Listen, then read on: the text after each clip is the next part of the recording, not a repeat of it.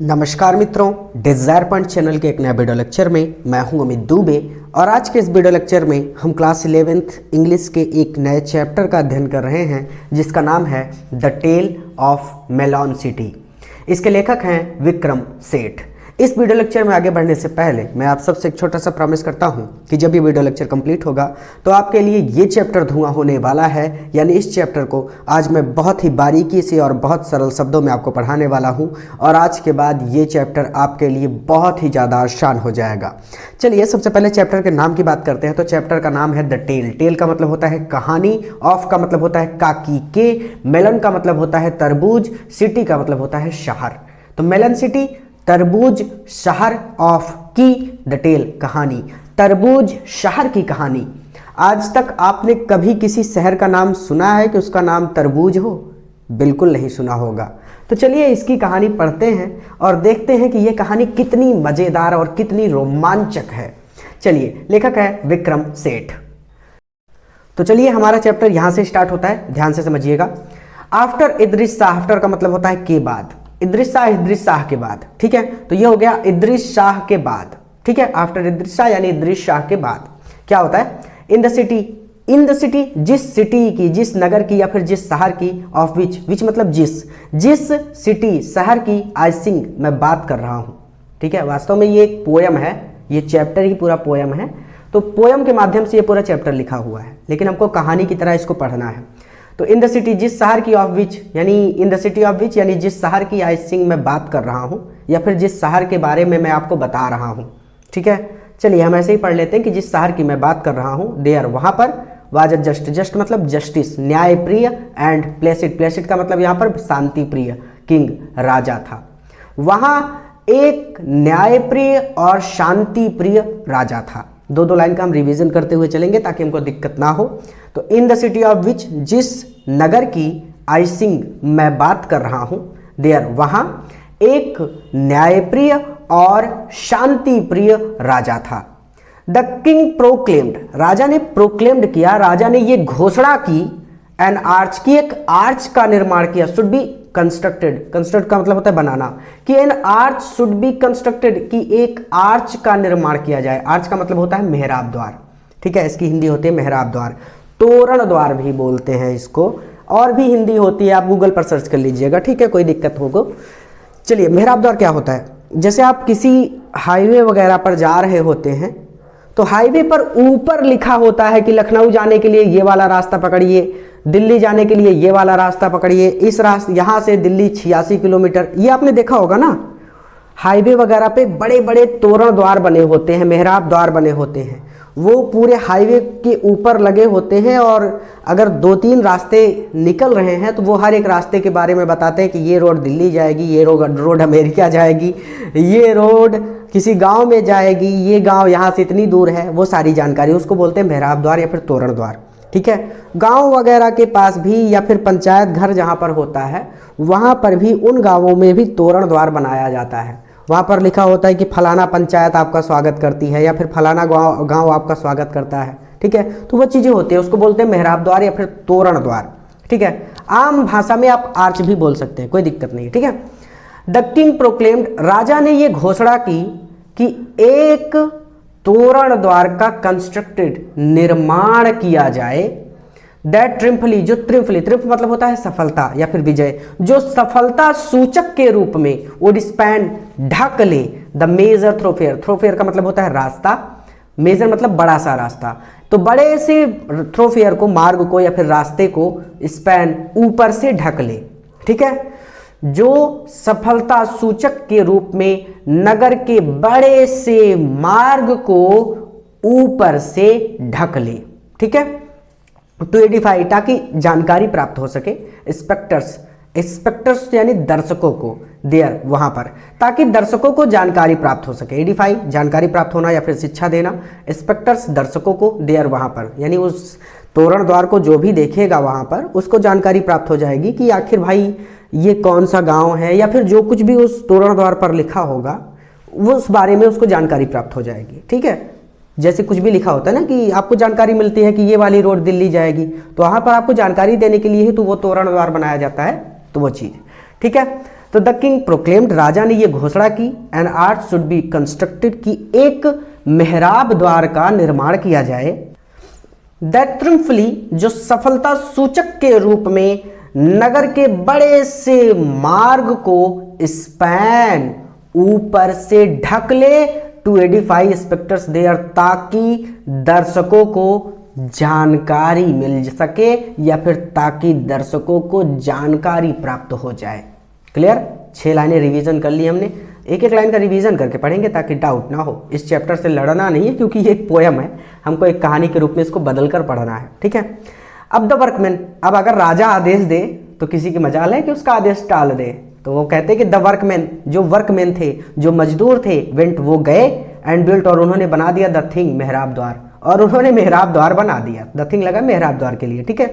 तो मजदूर गए और उन्होंने मेहराब द्वार बना दिया। दे डिड सो, दे, उन्हें डिड, करना ही पड़ा, सो, ये काम, उन्हें ये काम करना ही पड़ा, सो, सिंस, क्योंकि ही वॉज द किंग, वो राजा था जिसने आदेश दिया था, क्योंकि ही वॉज द किंग, आदेश देने वाला स्वयं राजा था, शो, इसीलिए दे डिड, उन्हें ये काम करना ही पड़ा, ठीक है। द किंग, राजा, रोड, अब यहां पर देखिए रोड लिखा है, रोड का मतलब होता है सवारी करना, ठीक है। अब यहां पर ये नहीं लिखा कि राजा घोड़े पर सवारी करके निकल चला या फिर अपने रथ पर सवारी करके निकल चला, तो हम सीधा सीधा सवारी लिखा है तो हम लिख देंगे, मतलब इसको सीधा सीधा पढ़ लेंगे कि राजा सवारी करता है। डाउन द थ्रोफेयर, थ्रोफेयर का मतलब रास्ता, डाउन द थ्रोफेयर, उस मार्ग पर, ठीक है। तो the king, Raja, the thoroughfare, उस मार्ग पर, रोड, सवार होकर निकल पड़ा, घोड़े पर अपने सवार हुआ या फिर अपने रथ पर सवार हुआ और उस मार्ग पर निकल पड़ा। टू एडिफाई, ताकि जानकारी मिल सके, स्पेक्टर्स देयर, दर्शकों को वहां पर, ताकि दर्शकों को जानकारी मिल जाए, ठीक है। राजा खुद सवार होकर निकल गया ताकि दर्शकों को जानकारी मिल जाए कि भैया ये तोरण द्वार बन चुका है या फिर ये मेहराब द्वार बन चुका है, ठीक है, clear. Raja rode down the thoroughfare, down the thoroughfare, उस, देखिए द थ्रोफेयर, तो इसका मतलब सीधा सीधा हो जाएगा, राजा उस मार्ग पर, रोड डाउन, सवार होकर निकल पड़ा, टू एडिफाई स्पेक्टर्स देयर, ताकि दर्शकों को जानकारी मिल जाए। ये देखिए, ये है राजा, ठीक है। अब हम देखते हैं थोड़ा सा अपने आगे चैप्टर में, तो अंडर द आर्च, अब अंडर द आर्च, आर्च का मतलब तोरण द्वार या फिर मेहराब द्वार, अंडर, के नीचे, तोरण द्वार के नीचे या फिर मेहराब द्वार के नीचे, ही लॉस्ट, गिर गया, ही इस क्राउन, उसका क्राउन, उसका राज मुकुट, तोरण द्वार के नीचे राजा का क्राउन, राज मुकुट लॉस्ट, गिर गया। द आर्च वाज बिल्ट, क्योंकि द आर्च, उस आर्च को, उस तोरण द्वार को, वाज बिल्ट, बनाया गया था, टू लो, बहुत नीचा, क्योंकि उस त्वारण द्वार का द्वार, या फिर आप इसको ऐसे कह लीजिए कि क्योंकि द आर्च, उसका द्वार, बिल्ट, टू लो, बहुत नीचा था, ठीक है। उसका द्वार बहुत नीचा था, इसका मतलब सीधा सीधा ये है कि जैसे घरों में जाते हैं आप, तो किसी के घर का द्वार बहुत नीचा होता है तो वहां पर झुककर अंदर जाना पड़ता है, किसी के घर का द्वार बहुत ऊंचा होता है तो वहां पर झुकने की आवश्यकता नहीं होती अंदर जाने के लिए, ठीक है। तो यही वो कह रहे हैं कि अंडर द आर्च, तोरण द्वार के नीचे, ही लॉस्ट हिज क्राउन, राजा का राज मुकुट गिर गया, the arch was built too low, क्योंकि द्वार का, वाज बिल्ट टू लो, क्योंकि द्वार बहुत नीचा था, ठीक है। The arch was built too low, क्योंकि द्वार बहुत नीचा था। A frown appeared upon his placid face, a frown, frown का मतलब होता है तेवर, घुड़की या फिर त्योरी, तो अ फ्राउन, त्योरी चढ़ गई या फिर तेवर चढ़ गया, अपीयर्ड, अपीयर्ड का मतलब होता है प्रकट होना, upon his placid face, placid face उसके शांत चेहरे पर, ठीक है। राजा के प्लासिड फेस, राजा के शांत चेहरे की, फ्राउन अपीयर्ड, त्योरी चढ़ गई, या फिर आप इसको ऐसे भी पढ़ सकते हैं कि राजा के शांत चेहरे पर, अ फ्राउन, क्रोध, अपीयर्ड, प्रकट हुआ, ठीक है, तो जैसा आपको याद हो जाए कोई दिक्कत नहीं है। यानी कहने का मतलब ये है, सीधा सीधा आप ऐसे भी इसको याद कर सकते हैं कि राजा गुस्सा हो गया, राजा के शांत चेहरे पर क्रोध प्रकट हो गया, या फिर राजा के शांत चेहरे की त्योरी चढ़ गई, या फिर आप इसको सीधा सीधा ऐसे भी पढ़ सकते हैं कि राजा गुस्सा हो गया। ठीक है, द किंग सैड, राजा ने कहा, दिस इज अ डिग्रेस, ये डिग्रेस है, ये बहुत अपमानजनक है। दिस इज अ डिग्रेस, ये बहुत अपमानजनक है। द चीफ, प्रमुख को, अब बिल्डर्स, बिल्डर्स के चीफ को, यानी यहां पर वो कह रहा है कि जो बिल्डर्स हैं जिन्होंने इसको बनाया है, यानी भवन निर्माता है जो, उसके चीफ को, उसके प्रमुख को, तो भवन निर्माता प्रमुख को विल बी हैंग्ड, फांसी दे दी जाए। क्या कहता है सीधा सीधा कि द चीफ ऑफ बिल्डर्स, भवन निर्माता चीफ, प्रमुख को, यानी इस पूरे काम धाम की जो देखभाल कर रहा था, जो प्रमुख था, जो मेन आदमी था, विल बी हैंग्ड, उसको फांसी दे दी जाए। द रोप, रोप मतलब रस्सी, एंड गैलोज, गैलोज का मतलब होता है फांसी का तख्ता। ठीक है, वर अरेंज, की व्यवस्था कर दी गई। रस्सी और फांसी के तख्ते का अरेंज्ड, प्रबंध कर दिया गया। अब देखिए इसको हो गया ना, अपीयर्ड अपॉन, देखिए अफ्रॉन अपीयर्ड अपॉन ही प्लेसिड फेस, राजा के शांत चेहरे की त्योरी चढ़ गई, या फिर राजा के शांत चेहरे पर गुस्सा झलक आया, या फिर राजा क्रोधित हो गया, जैसा आपको याद हो जाए। द किंग सैड, राजा ने कहा, दिस इज ए डिग्रेस, ये बड़े शर्म की बात है, या फिर ये बहुत अपमानजनक है। The chief of builders will be hanged, भवन निर्माता प्रमुख को विल बी हैंग्ड, फांसी दे दी जाए। द रोप एंड गैलोज, फांसी का तख्ता और रोप और रस्सी की वर अरेंज्ड, व्यवस्था कर दी गई। ऐसे भी कह सकते हैं कि रस्सी और फांसी के तख्ते का प्रबंध कर दिया गया। द चीफ ऑफ बिल्डर्स, भवन निर्माता प्रमुख, वाज लेट आउट, को लाया गया, भवन निर्माता प्रमुख को वहां पर लाया गया। ही पास द किंग, वो राजा के सामने से गुजरा, पास मतलब गुजरना, द किंग राजा के सामने से, वो राजा के सामने से गुजरा। ही गेव अ शाउट, और वो जोर से चिल्लाया, या फिर ऐसे कह सकते हैं कि वह चिल्ला कर बोला। ही गेव अस आउट, वो चिल्ला कर बोला, भाई उसको फांसी देने जा रहे थे, वो डर गया एकदम से, वो चिल्ला कर बोला, क्या बोला, ओ किंग, ओ किंग, हे प्रभु, या फिर हे महाराज, it was the workman fault, it, ये गलती है, इट वॉज द फॉल्ट, ये गलती है, किसकी, वर्कमैन्स, कारीगर की। It was the workman's fault, fault मतलब होता है गलती, वर्कमैन कारीगर की। ठीक है, it was the workman fault, यह तो कारीगर की गलती थी। हे महाराज, it was the workman fault, या तो कारीगर की गलती थी। ओह अरे, सेड द किंग, राजा ने कहा, या फिर राजा बोला। एंड कॉल्ड हाल्ट, और कॉल्ड हाल्ट, और उसने स्थगित कर दिया, क्या, द प्रोसीडिंग्स, कार्यवाही को, और उसने कार्यवाही को स्थगित कर दिया। ठीक है, बीइंग जस्ट, देखिए बीइंग जस्ट, एक तो वो कहते हैं कि बीइंग जस्ट, क्योंकि वो जस्ट था, वो न्यायप्रिय था, जस्ट मतलब जस्टिस, बीइंग जस्टिस यानी वो न्यायप्रिय राजा था, क्योंकि वो न्यायप्रिय राजा था, यानी वो नहीं चाहता था कि किसी निर्दोष व्यक्ति को फांसी हो जाए। अब उसने कहा कि ये कारीगर की गलती थी, तो भाई राजा ने इस कार्यवाही को स्थगित कर दिया, यानी उसको छोड़ दिया। क्यों छोड़ दिया, वो आगे लिखते हैं कि बीइंग जस्ट, क्योंकि वो न्यायप्रिय था। एंड प्लेसिडर नाउ, और अब वो प्लेसिडर हो गया था, और अब वो पहले से शांत भी हो गया था। नाउ मतलब अब, और अब प्लेसिडर, वो पहले से शांत भी हो गया था। ही सेड, वह बोला, I must have all, I must have, मैं चाहता हूं, ऑल की सभी, वर्कमैन, वर्कमैन देखिए मजदूरों को और कारीगरों को, देखिए वर्कमैन में मतलब दीवार बनाने के लिए, घर बनाने के लिए आप दो लोगों की व्यवस्था करते हैं, एक तो मजदूर जो पूरा का पूरा ईंट वगैरह ला कर देता है, सीमेंट वगैरह ला कर देता है, दूसरा कारीगर जो दीवार बनाता है। तो ऑल द वर्कमैन यानी सभी कारीगरों को, यानी सभी मजदूरों को और सभी कारीगरों को हैंग्ड इंस्टीड, फांसी दे दी जाए।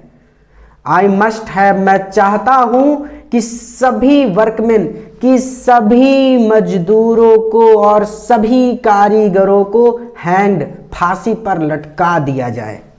इंस्टीड द वर्कमैन, सभी कारीगर और मजदूर लुक्ड सरप्राइज्ड, हैरान रह गए।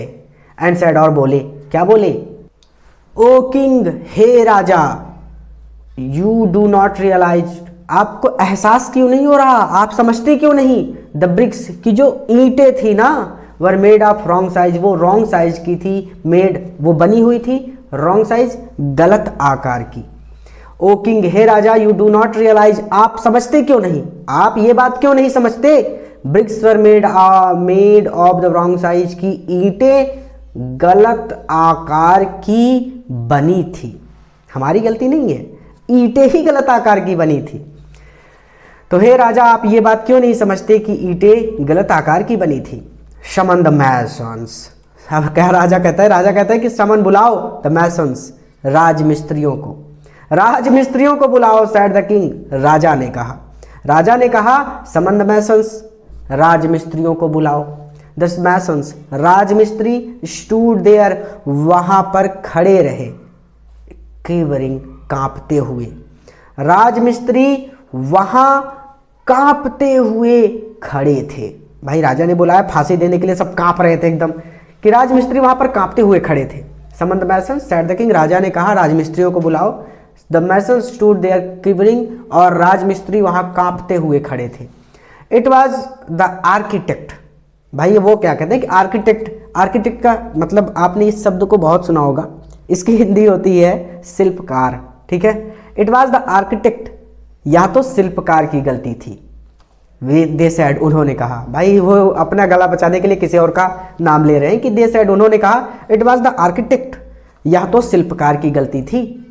The architect was summoned, architect शिल्पकार को वाज समन्ड, बुलाया गया।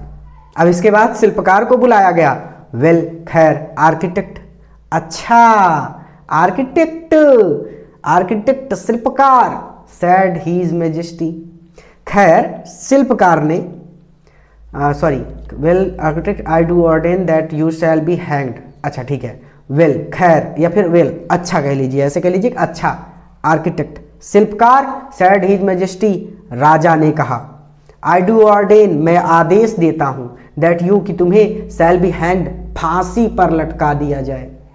वेल आर्किटेक्ट, अच्छा शिल्पकार, सेड हीज मैजेस्टी, राजा ने कहा, आई डू ऑर्डेन, मैं आदेश देता हूं, that you should be hanged, कि तुम्हें फांसी पर लटका दिया जाए, ठीक है। सेड द आर्किटेक्ट, अब आर्किटेक्ट ने क्या कहा, शिल्पकार ने कहा, सेड द आर्किटेक्ट, शिल्पकार ने कहा, ओ किंग, ओ महाराज, या फिर हे महाराज, यू हैव फॉरगेटन, आप भूल गए हैं, वन स्मॉल थिंग, एक छोटी सी बात, आप एक छोटी सी बात भूल गए हैं। यू मेड सर्टेन अमेंडमेंट्स, देखिए एक को समझिए, अमेंडमेंट्स का मतलब यहां पर सीधा सीधा है सुधार करना, टू द प्लान, प्लान का मतलब यहां पर नक्शा है, जैसे आप घर बनवाते हैं तो उसमें एक नक्शा बनवाते हैं पहले, ठीक है। तो ये मेड सर्टेन अमेंडमेंट्स, आपने सुधार कर दिया था, या फिर आपने सर्टेन कुछ परिवर्तन कर दिया था, ठीक है। आप ऐसे ही कह सकते हैं कि आपने कुछ सुधार कर दिया था। द प्लान्स, उन नक्शों में, when I showed them to you, जो मैंने आपको दिखाए थे, व्हेन जब आई, मैंने शोड दिखाए थे, देम उन्हें, टू यू आपको, यानी जब मैंने उन्हें आपको दिखाया था, अर्थात जो मैंने आपको दिखाए थे, तो जो नक्शे मैंने आपको दिखाए थे, यू मेड सर्टेन अमेंडमेंट्स, आपने उनमें कुछ सुधार कर दिए थे, या फिर आपने उनमें कुछ परिवर्तन कर दिए थे। अब सीधे सीधे फांसी किसके गले जा रही है, राजा के, कि भाई मेरी गलती नहीं, राजा आपकी गलती है, आपने ही सुधार कर दिया था, ठीक है। तो हैंग्ड, ये हो गया सर द आर्किटेक्ट, आर्किटेक्ट ने कहा कि O king, you have forgotten one small thing, हे राजा आप एक छोटी सी बात भूल गए हैं। You made certain amendments to the plan, आपने नक्शों में कुछ सुधार कर दिया था, when I showed them to you, जब मैंने आपको उन्हें दिखाया था। द किंग हर्ड दिस, राजा ने ये सुना, द किंग हर्ड दिस, राजा ने ये सुना, यानी ये बात राजा ने सुनी। द किंग सॉ रेड, और राजा रेड हो गया, राजा को सॉ दिखाई पड़ा, रेड खतरा, और राजा को खतरा दिखाई पड़ा। इनफैक्ट वास्तव में ही नियरली लॉस्ट हीज हेड, ही नियरली, उसने लॉस्ट खो दिया था, हीज हेड, अपना संतुलन, यानी एक तरह से उसने अपना संतुलन खो दिया था। इसका सीधा सीधा मतलब ये हो जाएगा कि वास्तव में उसका सर फिर गया था, उसका दिमाग फिर गया था कि आखिर वो करे तो क्या करे, उसकी समझ में नहीं आ रहा था। द किंग हर्ड दिस, राजा ने यह सुना। द किंग सॉ रेड, और राजा को खतरा दिखाई पड़ा। In fact he nearly lost his head, वास्तव में उसका सर फिर गया था। बट लेकिन बीइंग अ जस्ट, क्योंकि वो बीइंग था, क्या था, जस्ट एक न्यायप्रिय एंड प्लेसिड, और शांतिप्रिय किंग, लेकिन क्योंकि वह एक न्यायप्रिय और शांतिप्रिय राजा था, ऐसे भी कह सकते हैं, लेकिन वह एक न्यायप्रिय और शांतिप्रिय राजा था। ही सेड, उसने कहा। This is a tricky thing, ये तो ट्रिकी थिंग हो गई, यहाँ तो एक पेचीदा स्थिति हो गई। ट्रिक मतलब पेचीदा स्थिति, ठीक है। थिंग मतलब स्थिति, स्थिति की बात हो रही कि ये स्थिति तो बहुत पेचीदा हो गई है। द किंग हर्ड दिस, राजा ने यहाँ सुना। द किंग सॉरिड, और उसको खतरा दिखाई पड़ा। In fact he nearly lost his head, वास्तव में उसका दिमाग फिर गया। But being a just and Placid king, लेकिन वह एक न्यायप्रिय और शांतिप्रिय राजा था। ही सेड, उसने कहा। This is a tricky thing, यहाँ तो पेचीदा स्थिति हो गई है। आई नीड सम काउंसिल, मुझे कुछ काउंसिल चाहिए, मुझे कुछ सलाह मशवरे की ज़रूरत है। आई नीड सम काउंसिल, मुझे कुछ सलाह मशवरे की ज़रूरत है। ब्रिंग, ले आओ टू मी, मेरे पास ले आओ। द वाइजेस्ट मैन, सबसे बुद्धिमान व्यक्ति को इन दिस कंट्री, इस नगर के सबसे बुद्धिमान व्यक्ति को ब्रिंग टू मी, मेरे पास ले आओ। उसने कहा कि मुझे कुछ सलाह मशवरे की ज़रूरत है और इस ऐसे कह लीजिए कि इस नगर के या फिर इस देश के सबसे बुद्धिमान व्यक्ति को मेरे पास ले आओ। द वाइजेस्ट मैन, सबसे बुद्धिमान व्यक्ति, वाज फाउंड, मिल गया।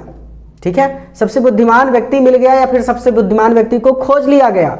एंड ब्रॉट, और उसे लाया गया। ना, यहाँ पर कहते हैं ना, नहीं, कैरीड, उसको तो उठाकर लाया गया। टू द रॉयल कोर्ट में, राज दरबार में। क्यों उठाकर लाया गया, इसको जानने के लिए आगे चलना पड़ेगा। The wisest man was found, सबसे बुद्धिमान व्यक्ति खोज लिया गया और उसे लाया गया। ना, नहीं, कैरीड, उसको तो उठाकर लाया गया। टू द रॉयल कोर्ट, राज दरबार में। क्यों उठाकर लाया गया, ये जानने के लिए पढ़ना होगा। क्या कहते हैं कि ही कुड नॉट वॉक, ना तो वो वॉक कर सकता था, ना तो वो चल सकता था। एंड कुड नॉट सी, और ना ही वो देख सकता था। सो ओल्ड, वो बहुत ज्यादा बूढ़ा था। एंड देयरफॉर वाइज, और इसीलिए वो वाइज था और इसीलिए वो बुद्धिमान था। वाजी यानी बात वही है कि वाजी यानी इसीलिए वो बुद्धिमान था। ठीक है। बट इन कवरिंग मतलब होता है कांपते हुए, ट्रेम्बल करते हुए, वाइज। लेकिन कांपती हुई आवाज में ही सेड, उसने कहा। लेकिन कांपती हुई आवाज में उसने कहा, द कल्प्रिट, दोषी को मस्ट बी पनिश्ड, सजा अवश्य मिलनी चाहिए। दोषी को सजा अवश्य मिलनी चाहिए। लेकिन कांपती हुई आवाज में उसने कहा, दोषी को सजा अवश्य ही मिलनी चाहिए। ठीक है। ट्रूली, वास्तव में या फिर सच में। द आर्च, वह तोरण द्वार ही। इट वॉज दैट बैंक, देखिए आर्च इट, यानी वह तोरण द्वार ही। इट मतलब यहां पर लग गया कि वही दोषी है। ट्रूली, वास्तव में। द आर्च इट, तोरण द्वार ही दोषी है या फिर तोरण द्वार ही अपराधी है। That bang the crown of, that bang, जो टकरा गया और क्राउन को ऑफ कर दिया और राज मुकुट को गिरा दिया। ठीक है। एंड इट, और इसे यानी तोरण द्वार को ही, मस्ट बी हैंग्ड, फांसी दी जानी चाहिए या फिर फांसी पर लटकाया जाना चाहिए। वास्तव में वो तोरण द्वार ही अपराधी है जो टकरा गया और उसने राजमुकुट को नीचे गिरा दिया। और इसीलिए तोरण द्वार को फांसी पर लटका दिया जाना चाहिए। ठीक है। टू द स्कैफोल्ड, स्कैफोल्ड का मतलब होता है फांसी का तख्ता। फांसी के तख्ते पर द आर्च, उस आर्च को, उस मेहराब द्वार को वाजलेट लाया गया। उस मेहराब द्वार को फांसी के तख्ते पर लाया गया। व्हेन सडनली, कि तभी अचानक, काउंसलर, एक दरबारी ने, सैड कहा, कि तभी एक दरबारी ने कहा। उस फांसी के तख्ते को, उस मेहराब द्वार को फांसी के तख्ते पर लाया गया कि तभी अचानक एक दरबारी ने कहा, हाउ, कैसे, कैन वी, हम, हैंग, फांसी पर लटका सकते हैं। सो सेमफुली, इतनी निर्लज्जता पूर्वक, हम भला इतनी निर्लज्जता पूर्वक फांसी पर कैसे लटका सकते हैं। वॉट टच्ड, जिसने छुआ है, यानी उस मेहराब को जिसने छुआ है। योर हेड, आपके सिर को। हम उस मेहराब द्वार को जिसने आपके सिर को छुआ है, इतनी निर्लज्जता पूर्वक फांसी पर कैसे लटका सकते हैं। यो मेजेस्टी, महाराज, भाई महाराज के सिर को छुआ है उसने, बहुत बड़ी बात है। सब महाराज के पैर छूते हैं, वो डायरेक्ट सिर को छू रहा है। इतना बड़ा काम किया है उसने, और जिसने महाराज के सिर को छुआ है, भला हम उसको फांसी पर कैसे लटका सकते हैं। तो हम इतनी निर्लज्जता पूर्वक उस मेहराब द्वार को जिसने महाराज के सिर को छुआ है या फिर जिसने आपके सिर को छुआ है फांसी पर कैसे लटका सकते हैं? योर मेजेस्टी, महाराज, महाराज हम इतनी निर्लज्जता पूर्वक उस मेहराब द्वार को जिसने आपके सिर को छुआ है फांसी पर कैसे लटका सकते हैं? ट्रू, सच कहते हो या फिर तुम सही कह रहे हो, म्यूज द किंग, राजा ने सोचा। बाय नाउ, लेकिन अब तक, द क्राउड, भीड़, लेकिन अब तक या फिर इस दौरान जो भीड़ थी, रेस्टलेस, वो रेस्टलेस हो गई थी, बेचैन हो गई थी। लेकिन अब तक भीड़ बेचैन हो गई थी, वाज मटरिंग अलाउड, और वो बहुत अलाउड, बहुत जोर जोर से मटर कर रही थी और वो बहुत जोर जोर से बुदबुदाने लगी थी। सब लोग बुदबुदाने लगे थे कि आखिर अब किसको फांसी पर लटकाया जाएगा। ठीक है, ट्रू मर्ज द किंग, तुम सच कहते हो, राजा ने सोचा। By now the crowd restless, इस दौरान भीड़ बेचैन हो गई थी, वाज मटरिंग अलाउड, और बहुत जोर जोर से बुदबुदाने लगी थी। The king perceived their mood and trembled, the king perceived their mood, the king, राजा ने, परसीव्ड देयर मूड, उनके मूड को परसीव्ड, देखा, राजा ने उनका मूड देखा। भाई कहते हैं ना कि मूड खराब हो रहा है मेरा, अब हट जाओ नहीं तो मार दूंगा, वही चीज। ठीक है, तो राजा ने उनके मूड को देखा, एंड ट्रेम्बल्ड, और कांप गया। ठीक है, एंड सैड टू ऑल, और उन सब से कहा, हु वर असेंबल्ड, जो वहां पर इकट्ठा थे, और वहां पर इकट्ठा सभी लोगों से सैड, बोला। राजा ने उनके मूड को देखा और कांप गया, और वहां पर इकट्ठा हुए सभी लोगों से सैड, राजा ने कहा, लेट अस पोस्टपोन, चलो हम पोस्टपोन कर देते हैं, चलो हम टाल देते हैं। पोस्टपोन का मतलब होता है टालना। ठीक है, तो चलो हम टाल देते हैं कंसीडरेशन, कंसीडरेशन का मतलब होता है सोच विचार, और फिनर पॉइंट, फिनर पॉइंट का मतलब होता है सबसे बढ़िया बिंदु, फिनर मतलब सबसे बढ़िया, पॉइंट मतलब बिंदु। ठीक है, लाइक गिल्ट, कि आखिर अपराधी कौन है, अपराधी कौन है, इसकी बहुत महीन तरीके से जांच पड़ताल करना या फिर सोच विचार करना, पोस्टपोन, लेटस, चलो हम पोस्टपोन कर देते हैं, टाल देते हैं, क्योंकि किसी को समझ में नहीं आ रहा था कि आखिर अपराधी है कौन। तो ठीक है, तो let us postpone consideration of finer point like guilt, राजा कहता है कि लेट अस, चलो अपराधी कौन है इस बारे में बहुत महीन तरीके से सोच विचार करना हम टाल देते हैं। अर्थात चलो इस बात पर ध्यान नहीं देते कि आखिर दोषी है कौन। ठीक है, अब क्या कहता है कि वो द नेशन, राष्ट्र, वांट्स हैंगिंग, वांट्स चाहता है या फिर मांग कर रहा है हैंगिंग, फांसी की, राष्ट्र फांसी की मांग कर रहा है, द नेशन वांट्स हैंगिंग, राष्ट्र फांसी की मांग कर रहा है। ठीक है, चलो लेटस, चलो हम इस बात को नज़रअंदाज कर देते हैं या फिर हम इस बात को टाल देते हैं, या फिर ऐसे कह सकते हैं कि चलो दोषी कौन है इस बारे में बहुत महीन तरीके से सोच विचार करना हम छोड़ देते हैं। आखिर इस बात पर ध्यान ही नहीं देते कि आखिर दोषी है कौन, हमें कोई मतलब नहीं इससे। द नेशन वांट्स हैंगिंग, राष्ट्र फांसी की मांग कर रहा है, राष्ट्र को सिर्फ फांसी चाहिए कि किसी न किसी को फांसी दी जाए। राजा ये कह रहा है कि राष्ट्र फांसी की मांग कर रहा है, हैंग्ड मस्ट बी समवन, और किसी ना किसी को तो हैंग्ड, फांसी लगानी ही होगी, एंड दैट इमीडिएटली, और वहाँ भी तुरंत। वांट्स हैंगिंग, द नेशन, राष्ट्र फांसी की मांग कर रहा है, और किसी ना किसी को हैंड मस्ट बी, और किसी ना किसी को तो फांसी लगानी ही होगी, एंड दैट इमीडिएटली, और वहाँ भी तुरंत।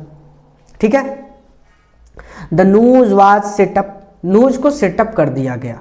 ठीक है, फंदे को सेटअप कर दिया गया, फंदा लटका दिया गया।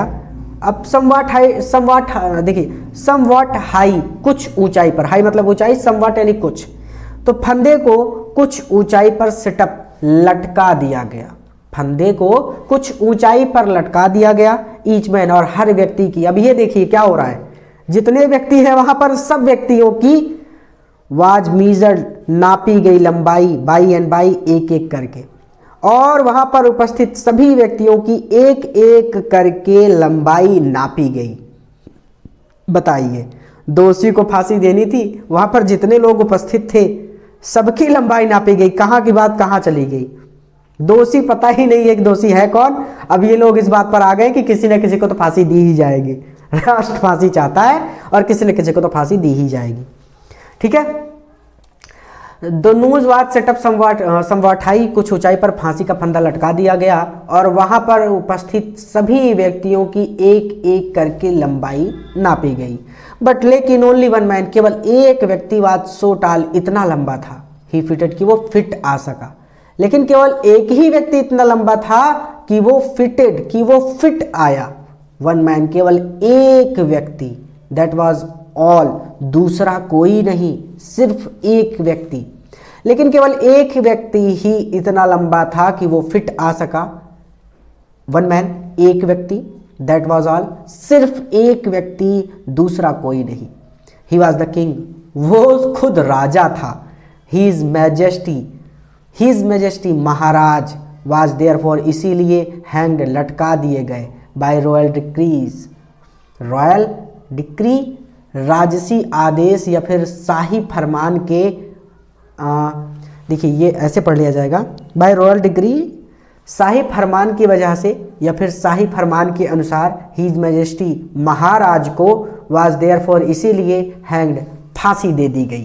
तो इसको ऐसे पढ़ा जाएगा कि देयरफॉर, इसीलिए, बाय रॉयल डिक्री, शाही फरमान के अनुसार, हिज मैजेस्टी महाराज को हैंग्ड, फांसी दे दी गई। ठीक है, तो ही वाज द किंग, वो राजा स्वयं था और इसीलिए बाय रॉयल डिक्री, शाही फरमान के अनुसार, हिज मैजेस्टी महाराज को हैंग्ड, फांसी पर लटका दिया गया। ये देखिए जो मैं ढूंढ रहा था ना, यहाँ पे स्कैफोल्ड, ये नीचे लिखा है, ये लिखा है platform for the execution of criminals, यानी फांसी का तख्ता। थैंक गॉड, थैंक गुडनेस, भगवान की कृपा है, वी फाउंड, कि मिल गया हमें, वी हमें, फाउंड मिल गया, समवन कोई मिल गया, या फिर हमें एक व्यक्ति मिल गया। थैंक गुडनेस, भगवान की कृपा है, वी फाउंड समवन, कि हमें एक व्यक्ति मिल गया या फिर हमें एक ऐसा व्यक्ति मिल गया। ठीक है, यानी जिसको फांसी पर लटकाया जा सके। अच्छी बात है कि हमको एक ऐसा व्यक्ति मिल गया, सैड द मिनिस्टर्स, मंत्रियों ने कहा। ठीक है, थैंक गुडनेस इसको ऐसे भी पढ़ सकते हैं कि भगवान की कृपा है, वी फाउंड समवन, कि हमने ऐसा एक व्यक्ति ढूंढ लिया।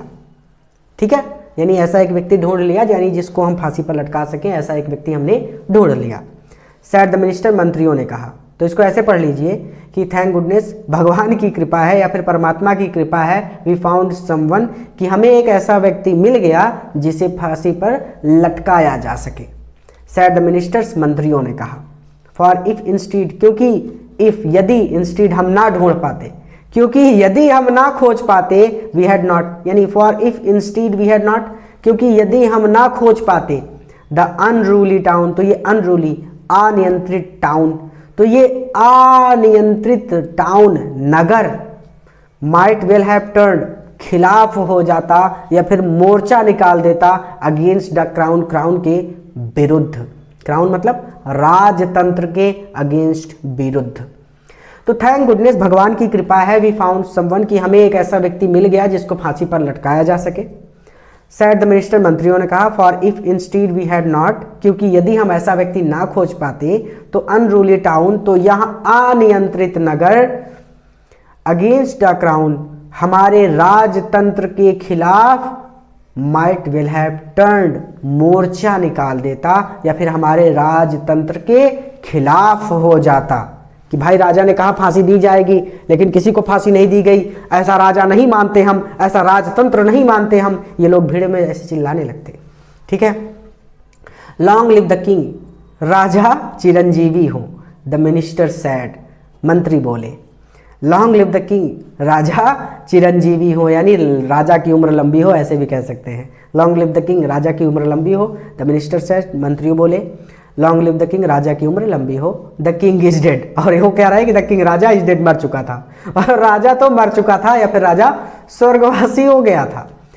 दे पॉन्डर्ड द डिलेमा, देखिए डिलेमा, डिलेमा का यहाँ पे मतलब है कि they pondered the dilemma, then being practical minded man. देखिए क्या कहते हैं, इस डिलेमा पर, इस संकट की स्थिति पर, दे पॉन्डर्ड, उन्होंने विचार किया, उन्होंने या फिर उन लोगों ने इस संकट की स्थिति पर विचार किया।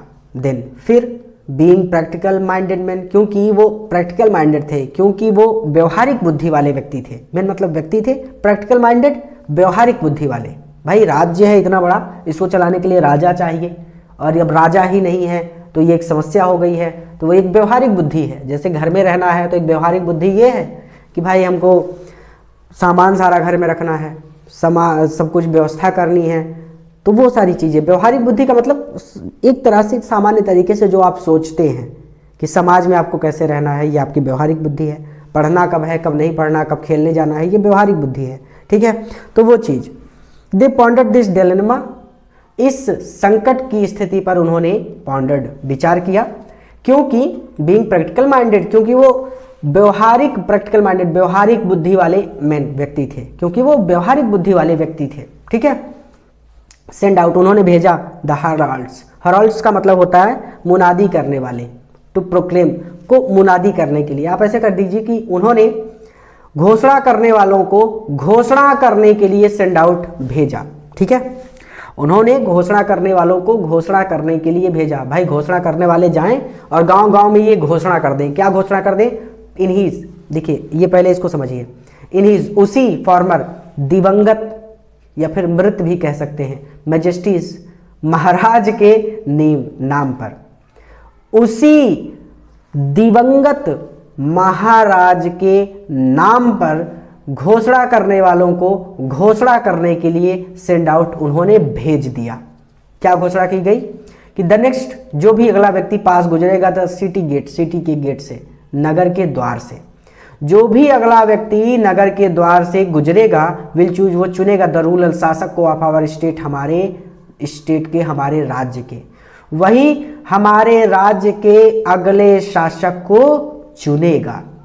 ऐसे भी पढ़ सकते हैं कि the next pass the city gate, जो भी अगला व्यक्ति नगर के द्वार से गुजरेगा, will choose the ruler of our state, वही राज्य के अगले शासक का चयन करेगा।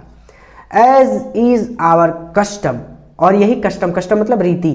ठीक है, तो एज इज, और यही आवर, हमारी कस्टम रीति है, यही हमारी रीति है। दिस विल बी इन्फोर्स्ड, और इस रीति का इन्फोर्स्ड, पालन किया जाएगा, विद ड्यू सेरेमनी, सेरेमनी के द्वारा, उचित समारोह के द्वारा, और उचित समारोह के साथ दिस विल बी इन्फोर्स्ड, इस रीति का पालन किया जाएगा। ठीक है, एज इज आवर कस्टम, यही हमारी रीति है, और इस उचित समारोह के साथ दिस विल बी इन्फोर्स्ड, इस रीति का पालन किया जाएगा। अ मैन पास्ट, एक व्यक्ति गुजरा, बाय सिटी गेट, नगर के गेट से। ठीक है, नगर के गेट से अ मैन पास्ट, एक व्यक्ति गुजरा। ठीक है, एन इडियट, वो एक मूर्ख था। तो ऐसे पढ़ लीजिए, a man passed by the city get an idiot, एक मूर्ख वहां से गुजरा। द गार्ड्स क्राइड, गार्ड्स जो प्रहरी थे, क्राइड, उन्होंने आवाज दी या फिर उन्होंने चिल्लाकर कहा, वेट, रुको। Who is to be the king, king कौन होगा, अगला राजा कौन होगा, डिसाइड, निर्णय करो, निर्णय करो। Who is to be the king, अगला राजा कौन होगा। अ मेलन, एक तरबूज। द इडियट रिप्लाइड, उस मूर्ख ने उत्तर दिया। दिस वाज, यही हिज स्टैंडर्ड आंसर, यही उसका उत्तर हुआ करता था। This was his standard answer, यानी यही उसका सामान्य उत्तर हुआ करता था। टू ऑल क्वेश्चंस, सभी प्रश्न का, सभी प्रश्न का, ऑल क्वेश्चन, सभी प्रश्न का यही उसका सामान्य उत्तर हुआ करता था। कहने का मतलब यह है कि उससे कुछ भी पूछो कि तुम क्या खाओगे, वो कहता तरबूज। तुम क्या पढ़ोगे, तरबूज। तुम कहाँ जाओगे, तरबूज। तुम कब सोओगे, तरबूज। तो उससे कोई भी प्रश्न पूछे वो आपको यही उत्तर देता था, तरबूज। Who is to be the king, decide, अगला राजा कौन होगा, निर्णय करो। अ मेलन, एक तरबूज। द इडियट रिप्लाइड, उस मूर्ख ने उत्तर दिया। This was his standard answer to all questions, यही उसका सामान्य उत्तर हुआ करता था लगभग हर प्रश्न का, ऑल क्वेश्चंस, हर प्रश्न का। ही लाइक्ड मेलन्स, क्योंकि उसको तरबूज पसंद थे। You are now our king, अब तुम हमारे शासक हो। यू, तुम, आर नाउ, अब, आवर किंग, हमारे राजा हो। अब तुम हमारे राजा हो। द मिनिस्टर सेड, मंत्रियों ने कहा। क्राउनिंग द मेलन, मेलन को, तरबूज को क्राउनिंग, राज्याभिषेक करते समय। जब मंत्रियों ने क्राउनिंग द मेलन, तरबूज का राज्याभिषेक किया, तो मिनिस्टर सेड, तो मंत्रियों ने कहा, you are now our king, अब तुम ही हमारे राजा हो। ठीक है, जब उसका राज्याभिषेक किया गया तो उस तरबूज से मंत्रियों ने कहा कि अब तुम ही हमारे राजा हो। ठीक है, इसको पीछे से पढ़ना होगा। द क्राउनिंग द मिनल, जब उन्होंने तरबूज का राज्याभिषेक किया, द मिनिस्टर सैड, तो मंत्रियों ने कहा, you are now our king, अब तुम ही हमारे राजा हो। देन दे लेड, तब वो उसे ले गए, कैरिड मतलब उठा कर ले गए। Then they led carried, carried यहाँ पर शायद देखिए लेड उसके बाद ब्रैकेट में कैरिड लिखा है, तब वो उसको उठा कर ले गए, द मेलन उस तरबूज को, तब वो उस तरबूज को उठा कर ले गए टू द थ्रोन, थ्रोन तक, राज सिंहासन तक, and eventually set it down, और वहां पर उसे आसीन कर दिया या फिर वहां पर उसे बिठा दिया। तब वो उस तरबूज को उठाकर सिंहासन पर ले गए और वहां पर उसको आसीन कर दिया या फिर उसको सिंहासन पर बिठा दिया। दिस हैपेंड, ये घटना घटी थी, ईयर्स एंड ईयर्स अगो, बहुत बहुत साल पहले। यह घटना बहुत साल पहले घटी थी। व्हेन, जब, नाउ अब, यू आप, आस्क पूछते हैं द पीपल लोगों से, यानी जब लोगों से पूछा जाता है। When now you ask the people, जब लोगों से पूछा जाता है, शो तो योर किंग तुम्हारा राजा अपीयर प्रतीत होता है या फिर लगता है, टू बी मिलन एक तरबूज जैसा, तुम्हारा राजा तो तरबूज जैसा लगता है या फिर तुम्हारा राजा तो तरबूज जैसा दिखता है। ये तो बड़ी हंसी की बात है ना। देखिए जो राजा वगैरह होते हैं वो थोड़े से गोल मटोल होते हैं, तो तरबूज उनको एक तरह से व्यंग बोलने के लिए ऐसा कहा जाता है। ठीक है, तो वही यहाँ पर बात कह रहे हैं कि तुम्हारा राजा तो तरबूज जैसा दिखता है। This happened years and years ago, यह घटना बहुत बहुत बहुत साल पहले घटी थी। अब आप इतना बहुत बहुत मत बोलिएगा, आप सीधा सीधा ऐसे बोलिएगा कि यह घटना बहुत सालों पहले घटी थी। When now you ask the people, और अब जब लोगों से पूछा जाता है, so your king appears to be a melon, तो तुम्हारा राजा तरबूज जैसा दिखता है। हाउ डिड दिस हैपन, यह कैसे हुआ, या फिर हाउ डिड दिस हैपन, यह किस प्रकार से हो गया। भाई कोई भी पूछेगा यह हुआ किस प्रकार से है, कोई तरबूज राजा कैसे हो सकता है। ठीक है, हाउ डिड दिस हैपन, ऐसा कैसे हो गया। दे से, तो लोग कहते हैं या फिर लोग उत्तर देते हैं, well on account of customary choice, customary हमारी रीति के अनुसार, चॉइस ये चयन हुआ है, यानी हमारी रीति के अनुसार ऐसा चयन किया गया है। Well on account of customary choice, हमारी रीति के अनुसार ऐसा चयन किया गया है। इफ, यदि, हिज मैजेस्टी हमारे महाराज को रिजॉइस आनंद मिलता है, यदि हमारे महाराज को आनंद मिलता है इन बीइंग अ मेलन एक तरबूज बने रहने में, अगर हमारे महाराज बीइंग अ मेलन एक तरबूज बने रहने में रिजॉइस खुश हैं, या फिर हमारे महाराज को तरबूज बने रहने में आनंद मिलता है, दैट्स ओके, तो ये ठीक है विथ अस, तो हमें इससे कोई दिक्कत नहीं है। दैट्स ओके विथ अस, तो हमें इससे कोई आपत्ति नहीं है। फॉर हु, क्योंकि हु आर वी टू से, who are we to say, हम लोग कौन होते हैं, टू से कहने वाले, क्योंकि हम लोग कहने वाले कौन होते हैं। ठीक है, if his majesty rejoice in being a melon, यदि हमारे महाराज को एक तरबूज बने रहने में आनंद मिलता है या फिर हमारे महाराज को तरबूज बने रहने में खुशी मिलती है, दैट्स ओके विथ अस, तो हमें इससे कोई आपत्ति नहीं है। For who are we to say, क्योंकि हम लोग कौन होते हैं, कहने वाले। ठीक है, आपको किसी चीज़ में आनंद आ रहा है तो मैं कौन होता हूँ, कहने वाले। आपको पढ़ने में मज़ा आ रहा है, पढ़िए, खेलने में मज़ा आ रहा है, खेलिए, मैं कौन होता हूँ। ठीक है, तो एक तरह से लोग कहते हैं ना कि भैया, जैसे औरतें होती हैं वो दुनिया भर की चुगली कर लेंगी, उसके बाद कहेंगी अरे बहनी जाने दो, हमको क्या फ़र्क पड़ता है, जैसा करना है करे, हम कौन होते हैं कहने वाले। ठीक है, तो वही चीज़ वाट ही शुड बी, देखिए for who are we to say, हम लोग कहने वाले कौन होते हैं, वाट ही शुड बी, कि उसको कैसा होना चाहिए या फिर उसको कैसा दिखाई देना चाहिए। एज लॉन्ग एज, जब तक कि, ही लीव्स अस, हमें वो जीने देता है, इन पीस, शांति से, एंड लिबर्टी, और आज़ादी से, जब तक कि वो हमें शांति से और आज़ादी से लिव्स रहने देता है। ठीक है, और दैट्स ओके विथ अस, तो हमें इसमें कोई आपत्ति नहीं है। For who are we to say, क्योंकि हम लोग कौन हैं ये कहने वाले, वाट ही शुड बी, कि उसको कैसा दिखाई देना चाहिए। आखिर हम लोग ये कहने वाले कौन होते हैं कि उसको कैसा दिखाई देना चाहिए।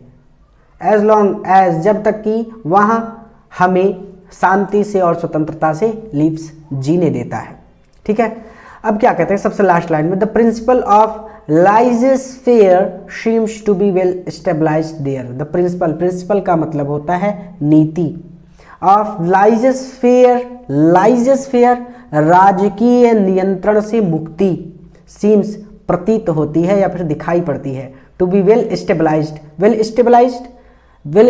का मतलब होता है वेल मतलब भली भांति प्रकार से या फिर ठीक प्रकार से या फिर भली भांति स्टेबलाइज्ड स्थापित हो चुकी। देयर वहां पर लेजिस्फेयर राजकीय नियंत्रण से मुक्ति की प्रिंसिपल नीति वेल स्टेबलाइज्ड भली भांति स्थापित हो चुकी सीम्स दिखाई देती है।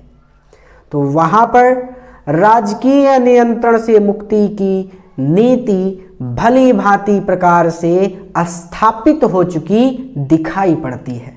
अर्थात सब लोग खुश हैं, राजा भी खुश है क्योंकि वो तरबूज है, और बाकी जो लोग हैं वो राजकीय नियंत्रण से मुक्त हैं क्योंकि तरबूज को क्या पता कि कौन सा नियम लगाना है कौन सा नियम नहीं लगाना है। तो राजकीय नियंत्रण से वो लोग मुक्त हैं, इसीलिए प्रजा खुश है क्योंकि उसको कोई टेंशन नहीं है कि राजा कोई आदेश देगा, और राजा खुद एक तरबूज है तो कोई दिक्कत नहीं। यानी वहाँ पर लोग अब राजकीय नियंत्रण से स्वतंत्र हो चुके हैं, कोई दिक्कत नहीं है किसी को, सब लोग स्वतंत्र हैं, सब लोग खुश हैं। ठीक है, और ऐसे राज्य का पतन हो जाता है। चलिए कोई दिक्कत नहीं, चैप्टर हमारा यहीं पर कंप्लीट होता है। पूरा वीडियो देखने के लिए धन्यवाद। किसी नए वीडियो लेक्चर में किसी नए चैप्टर के साथ मैं आपसे फिर से मिलता हूँ।